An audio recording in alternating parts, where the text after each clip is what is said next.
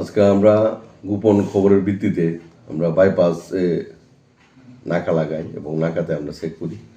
Check করার পরে একটা গাড়ি আমরা আটক করছি, যেই গাড়িতে আমরা চেক করার পরে কিছু ফরেনের বার্মিজ সিগারেট পাই। এগুলি আমরা সিজ করছি এবং থানায় নিয়ে আসি। এগুলি টোটাল এখানে 37 কার্টুন এবং total cigarette 3,70,000 total cigarette, vermi cigarette. এবং সঙ্গে একটা গাড়িও আমরা সিজ করি, গাড়ির নাম্বার TR01J1773 কন্টেনার ট্রাক। এগুলি আমরা যেই নিয়ম অনুযায়ী যা করতে হয় আমরা এটা করব, আমরা কালকে হ্যান্ড ওভার করব। প্রাথমিক তদন্তে কি জানতে পেরেছেন এগুলি কোন জায়গার উদ্দেশ্যে নিয়ে যাওয়া হচ্ছিল স্যার?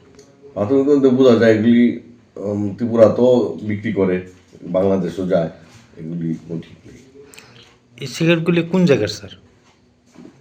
যা শুনছি বার্মিজ সিগারেট বলে, বার্মিজ। তো এগুলির আনুমানিক বাজার মূল্য কেমন হবে স্যার? 50-60 লক্ষ হবে অনুমান। গাড়ির ড্রাইভারে কি গাড়ির কাউকে কি আটক করা হয়েছে স্যার?